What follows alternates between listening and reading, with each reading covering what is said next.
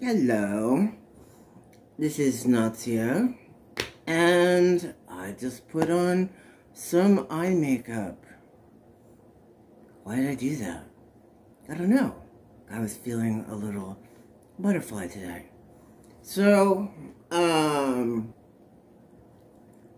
presenting androgynous, or kind of being all genders and no gender at the same time. Kind of a little ode to they, them, and being able to play with presentation. Now, I know when I was in New York City, and I used some of my experience that I had in a graphic noise story. I wanted to show some visibility and how, trans is not your whole identity. It's just a part of you. And, trans people can be actors, they can be artists, they can be engineers, they can be cooks and, cashiers, anything, the CEO of a company, anything that, anybody else can be, as, whatever you put your mind to, you can do. And so I wanted to make sure that Jada Jima, she does ballroom, and she was a strong, feminine role model of trans experience. And I know, sometimes the world can be quite nasty to people who are non-binary, genderqueer, and trans, MTF, FTM, or androgyn, intersex androgynous here, sometimes I want to wear a little, eye makeup. This is kind of a lavender.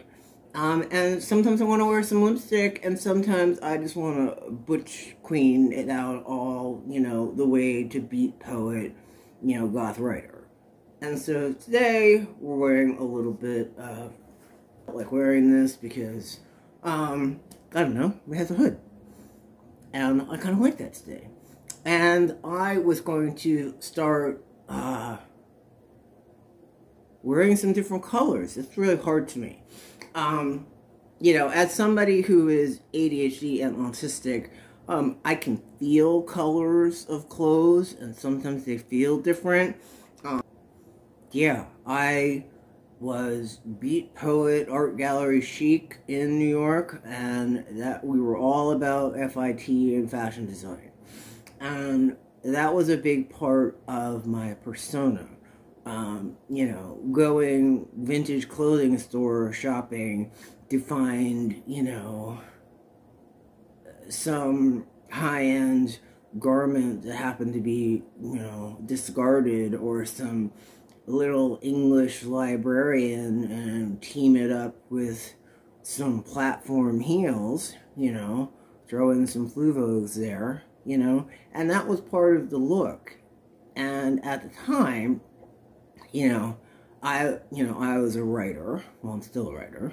And then when I went to the Sundance Film Festival, it was very interesting. I was there to help my friend with their film that got into the festival, and I was just basically, I was on vacation for the 2 weeks, going there to help and help this filmmaker, get interviews with papers, and I think it was Bravo TV and the New York Times, and, because I was a writer and I was at the time working as a magazine, I was able to score some of these interviews for this filmmaker. And, it was fun. We got to go to a bunch of after parties. I got a tour of, multiple houses, and it was just nice being at the film festival. But one of the things that occurred was that, I was wearing kind of that beat poet, vintage clothing store kind of art gallery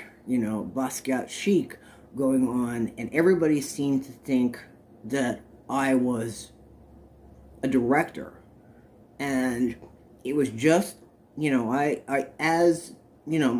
friend was there with their film. I was just there to tag along on the ride, because I said, hey, let's go to a film festival, and now I finally submitted my own film to the Sundance Film Festival. That is such a long shot, it's crazy, but hey, we can try, and maybe we get to go to Sundance again. That would be great, but, yeah, I was behind the camera, my friend would get the interviews, and I would watch on, and, coach from the sidelines, and, throw out a few lines, but I was always behind the camera. But wherever I ended up going, people always seemed to see me. And I loved the Sundance Film Festival because I got to meet one of my icons, John Waters, and that was, that was something that was, I don't know, that's a one-in-a-lifetime thing. And it was at the banquet at the end of the film festival, and I will always remember that, and I had a very different experience than the filmmaker who was there with their film. It's been really great because I'm a writer, and I remember in the 9th grade I always wanted to create, I wanted to create a manga, I wanted to create an anime, and years later, the 9th grader got their wish, and, I did all the voiceovers, and the production, the director, cinematography, and all that, the music, the soundtrack, all of the voice acting, the cinematography, and it was a great experience because I knew that I was never going to get a chance. I mean, look at this. Okay, you got goth person of color in an intersex, non-binary, androgynous body who in, their right mind in a position of power is going to come anywhere near that. I remember I had one person relay a statement to me that, oh, I love the sci-fi story, but not from you. Okay, is there something wrong with, the BIPOC black tranny, of mixed heritage, half-moo, writing science fiction? I'm not allowed to write science fiction? Trans can't write fiction? Well, yeah. Multiple awards later, I think I can write fiction now. I don't know why I needed to get some validation. I mean, whatever, but that's how the world works. I don't care. You need me to win an award? I'll win an award. Does that make you feel better? Whatever. It's a piece of paper with your name on it. It's nice, but, couldn't take my word for it. Needed somebody else to say, yeah, this book is good. Or, yeah, this manga won an award. Or, my manga won Best Manga at the Barcelona Film Festival. What is that? And I supposedly suck. Well, if the world needs to have validation because otherwise you don't exist, okay, I can jump through whatever hoops. But what I want to bring up is that to be different, to be a goth person of color, and yeah, we used to gothic aristocrat all up, the whole thing, with the bustles and the spats and the walking stick and all that in a David Bowie glam type, trans mass, trans femme, androgynous, just presentation. And I created, the character Jester, from my Oracle deck, just kind of as the epitome. So here is Jester in all his gothic aristocrat glory as the leader of the Jester Hacker Guild, kind of as my ode to, being a goth of color and not sometimes being, a lonely experience. Now, I know that in the goth world when I was clubbing, I didn't really face any racism. And it could be who I was hanging out with. Most of my friends who I was hanging out with, were from Europe, France, Germany, Switzerland, the UK. And, there were some French, there were some, Middle Eastern French, there were African French, whatever, but that was the crowd that I walked with, and I felt comfortable there, but it was the American crowd, that I didn't completely understand, and I think some of that was being mixed, some of that was being goth, some of that was being a, whatever. I can invoke my Scarsdale and be the biggest snob on the face of the planet, just like anybody else can, Miss Covington Debutante Ball. I can do that if I have to. It's unnecessary. I don't need, whatever. I walked away from all of that. That was my parents' money. It wasn't mine. So I didn't earn it. I didn't want it. Here, take it back. I'll make my own money and, make it on my own. Every cent that I have made and put into my films, I have earned. I have worked for. I had no sponsors. I had, no one helping me, no one funding me, whatever. I had a Patreon for 2 minutes, whatever. And I don't, I admit I don't know. I don't understand marketing. I don't know how to do that. I'm a writer. I know how to write. I was a model. I know how to dress. I know how to clean up. I know how to go clubbing. I know how to, Eurotrash. I know how, well, one of my friends used to call the people I hung out with Eurotrash, and I think it was just because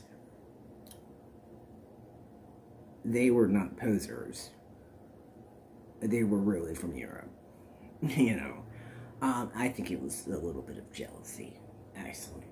But I kind of liked running with my crowd, the art gallery set, whatever, Soho, bohemian writer snobs who, whatever, FIT, Times Square, whatever, Dean and DeLuca, let's go get some absinthe, and, Byron and Shelley and Gothic Aristocrat, that was what I was about. And at the time, I would run around college campus in all black, thinking I'm hiding. I'm actually making myself stand out more with my Doc Martens at the time, storming across the campus, as the Black Goth, if you want to call it that. But I was kind of pretty much rejected from every single group that I was ever in because nobody kind of understood what was going on except this group of, fashion student, theater majors, art gallery set. And that's kind of what I understood. And so that ended up alienating me more. But what I wanted to bring up today is, presenting. Now,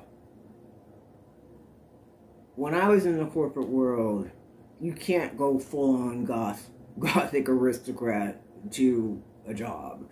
In some of my previous jobs where, I was doing,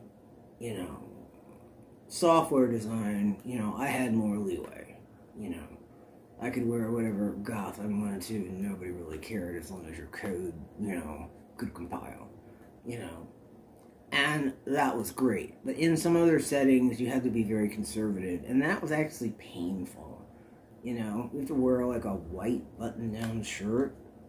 A white button-down shirt, like, actually hurts my eyes, And it goes into wearing colors as autistic and ADHD. I can feel the energy of the colors, and I had to kind of go inside and go back to that Soho writer,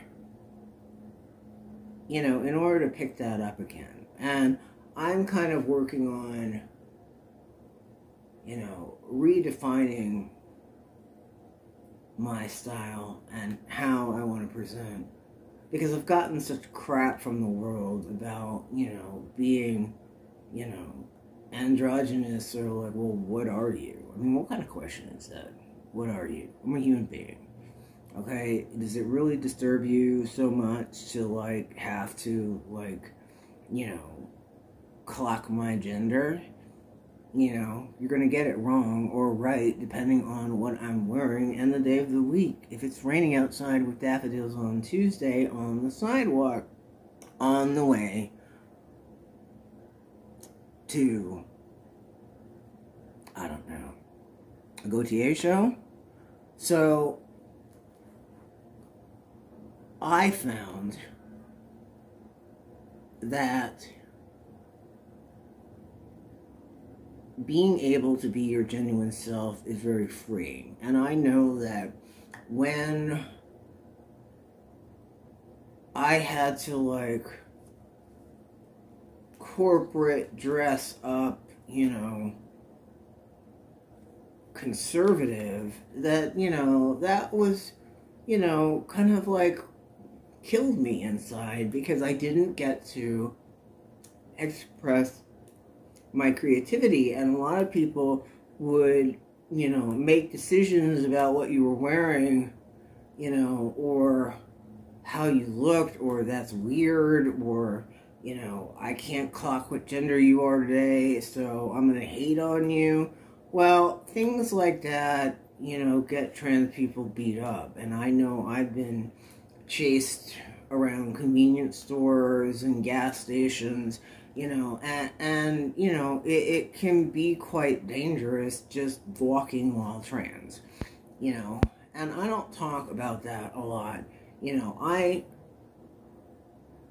I just want transition, as an intersex person, you're kind of like the best of both worlds and none, or in between, or whatever you are today, and that can screw you up in the head, especially when your parents want to, do things that make their ego happy, but that goes against the child, And I remember even the gay group didn't understand, what was going on with me, So I felt like, where do I fit in, And it was with kind of the otaku anime loving, Akira set that I couldn't bring around the Byron Shelley Gothic aristocrat writer set, because they beat themselves up. Okay, so there were all these different facets of me, that I wanted to express as a creative, and fashion is part of that, and I'm going to be getting into that a little bit more. And I'm going to be using fashion as art, and I kind of like that challenge, because I want to be different, not for the sake of being different, but I want to be me, and that's important, because I've spent a lot of my life being what other people told me I was supposed to be. And the graphic noise manga number 3 is literally about people telling Noise, a half Japanese, half Navajo, manga artist, who he is. Well, nobody has the right to tell you who you are. You know who you are. And if people start going around dictating stuff because they feel uncomfortable, well, you know what? That's their problem. And so I write this whole manga about Noise getting confused because people are telling him who he is or who he's not, and he wonders why, why is being mixed so difficult? Why do they need to know what his background is or his heritage? Why is that important? He's a manga artist. Respect him for his art, and, his skateboarding, that's it. That's all he cares about. He just wants to draw manga and, skate in the park, and that's it. And, it's difficult, sometimes being androgynous. It's difficult, when you get clocked and you get stared at, But I find living in my truth is more important now, since I've learned. I have a boundary now, and I'm not going to let idiocy control me. I'm going to be the artist that I want to be. And if that is going to be, in menswear or, some vintage, I don't know, frilly party dress today, or gothic aristocrat with a walking stick, well, I'm going to be the big gender neutral artist that I am, and I am not going to care. So if you got a problem with it, that's on you. So anyway, I put on eye makeup today because it was a pretty color. And, I always like wearing eyeliner, and I fixed my nails. And I like wearing black nail polish, and that's it. That's how we rock. Okay? And so if you got a problem with that, then you got a problem with that. But to all my little non-binary, transgender, gender fluid, androgynous people out there, it's okay to be you. Whatever you do, be safe. Clocky can be dangerous, and there are some people out there that just are not going to handle it, and that's their problem. But I would say, as someone who spent, some time being what the world wanted me to be, because they didn't like me being myself, I'm done with that. We ain't doing that anymore. I got a boundary, and I am not going to compromise who I am for anyone, and I'm not going to shut up. And so, you got a problem with that? Click off. Because right now, I'm going to be me with all my little artistic, androgy style, wearing my black. And that's what we do. And, I liked writing Regalia and, I Am Anna as the fashion designers in Graphic Noise, because it took me back to that time where,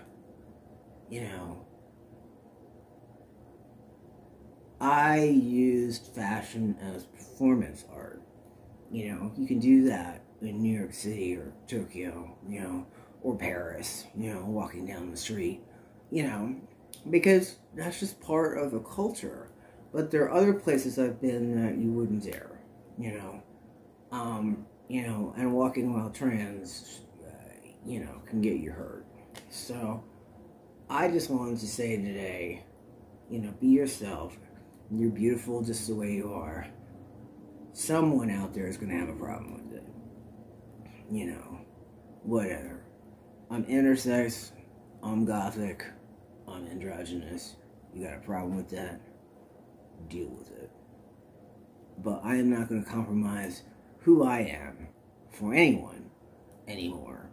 Because my pen is my sword, and it's the sword of truth. And so I'm out here exposing things, and saying the things that maybe some people don't want to say. And if you want to hate on me, more power to you. Okay? But I'm going to be the big flaming artist that I am, in all its bisexual righteousness. And that's it. And if I want to be gender neutral they, them today, and Barbie femme tomorrow, and trans mass the next day in a suit, well, that's how I present today, and that's my style. So you got a problem with it? Step. But I ain't compromising for no one, and I ain't gonna shut up, because I spend enough time shutting up and listening to people who want to control me. And now, I'm in control. So, bring your illusions, bring your narcissists, bring your games and your crazy making words. But I ain't shutting up for no one, and I'm going to talk about mental health, and I'm going to talk about things a trans experience, and I'm going to talk about being androgynous, and fashion, and art, and my manga, and my film. And that's it. Because I ain't listening anymore. Because when I did listen to you, all you people were afraid of my light. All you haters out there, okay, fine, you got haters, and whatever. We must be doing something right. Little old me, you scared of little old me? I'm one little tranny, okay, who happens to be wearing a black hoodie today. And that's it. And some eyeliner. And maybe tomorrow I'll put some butterflies in my hair, because, you know what? Butterfly blue, lab rat, I ain't listening anymore. There's a glitch in the Matrix. And if I have my way, we're going to sequel inject all the way down the line. Because I am me, and I am proud of me, and I ain't listening anymore. So, I'm going to be the little Soho writer that I used to be, and I'm going to write up the storm with my quill sword pen. And that's it. So, I just wanted to come on here and wear a hoodie and talk a little bit, because, that's what we're doing today, as I take a lazy day. But you know what? I'm proud of being me, and, haters gonna hate, it's fine, go to, whatever. I was bullied before, cyberbullying, all over it, narcissist, whatever, done. But that's your problem. I'm gonna be the little eccentric otaku artist of trans experience that I'm gonna be. And if you got a problem with it,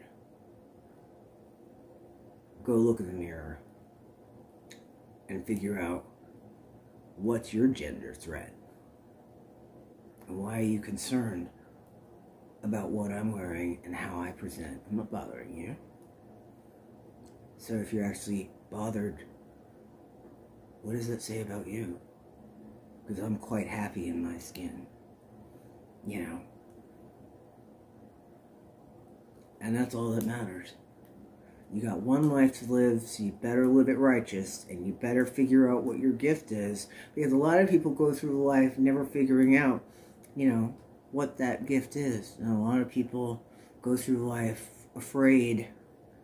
I remember my father was an artist. If he was my father. That's a whole other story. He was an artist, and he married my mom, and she told him that he couldn't draw anymore. And he actually listened. And he stopped drawing.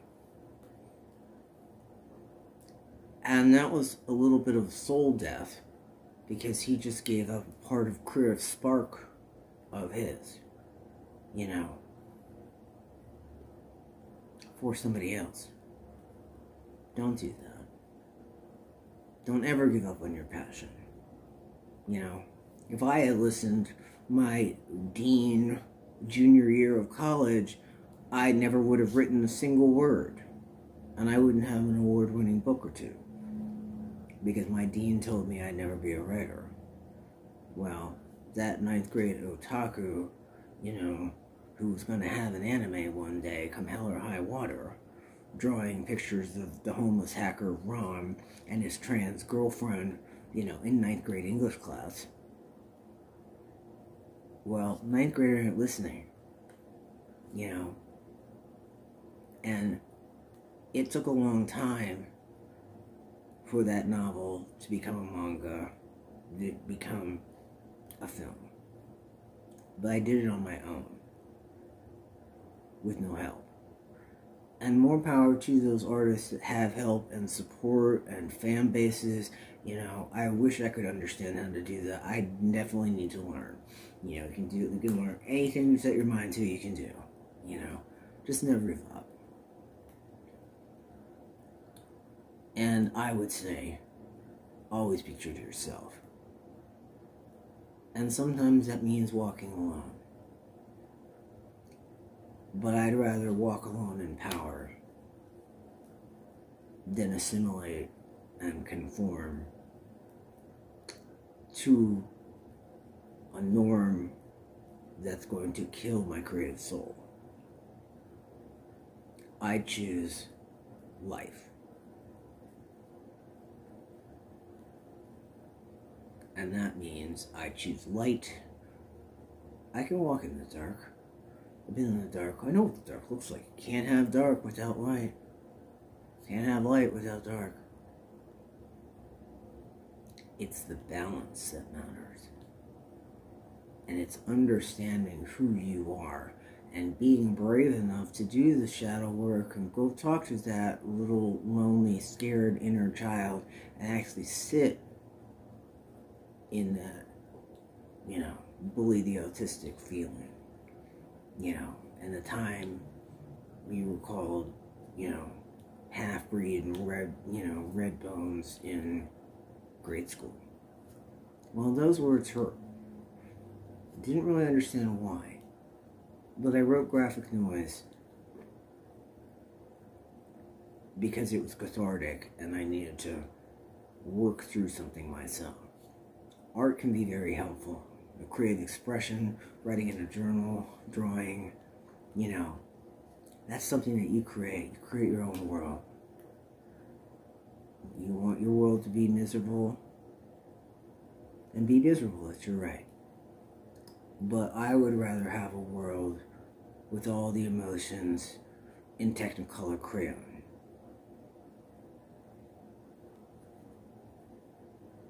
Where a makeup artist of trans experience gets to be an artist and wear kimono and be who she really is. And that takes some bravery.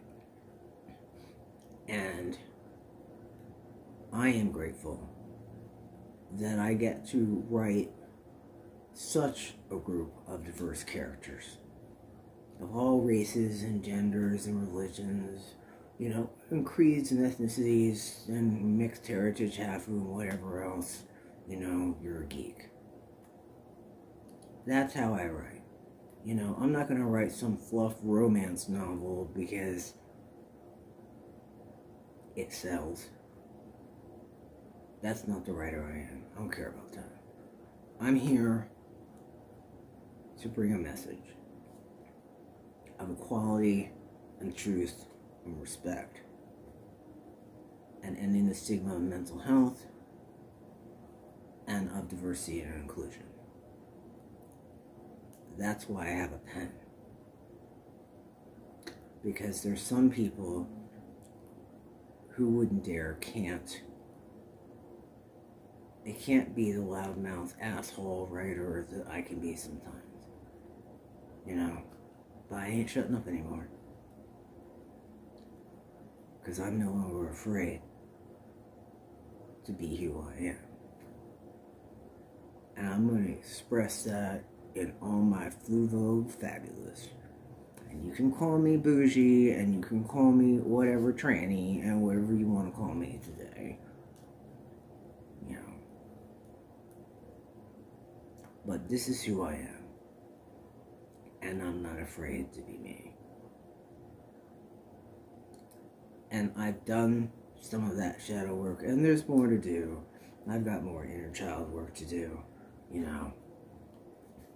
Because I got a whole bunch of PTSD trauma back there, you know. And that's my journey. And it's taken a while to get here. Because I listened to the outside world tell me who I am supposed to be. But then, when I conformed, they never accepted me anyway, because it was all a game to them. You know, blocking, delaying, stealing my art, my money, whatever, you know. And sure, I didn't have a boundary, and I thought people were nice. Well, narcissists ain't nice. They have a playbook. You know, and I can be a right bastard sometimes. You know. But now I'm going to do it for a reason. And the fact that I get to even say this, and it's probably shadow ban censored anyway, so whatever, a whole bunch of trolls out there, narcissists, gang stalkers, all about it, you know. You afraid of me? I'm just a single human being of trans experience. I ain't coming after nobody. Yeah, I got my own problems. But if you're afraid of me for some reason, you know, I'd go do some sort of soul searching and try to figure out why that is, you know. I ain't coming after you. I'm going to stand in my own power. I'm going to be me. And for anybody who needs to hear this today, you are beautiful just the way you are. And it's okay to not be okay. And it's okay to live your truth. And sometimes that requires walking alone. Because I ain't walking with narcissists no more. And I ain't playing no games. And if I need to astral travel spiritual warfare with all the gang stalkers that you sent demon vampire energy harvesting, I ain't got time for that. You know, I can return to sender of my ass with anybody else. Bring it. Okay? I got a pen. My pen is my sword. And I'm going to use it after lifetimes of reincarnation and being killed and burned at the stake for being different. Well, this is 2022. We're in a new vibration in a new world. I ain't listening anymore. There's a glitch in the Matrix. And I'm not your Agent Smith. I'm one of those anomalies that's going to shout to the rooftops and be my androgynous self. Because this is who we are. Peace.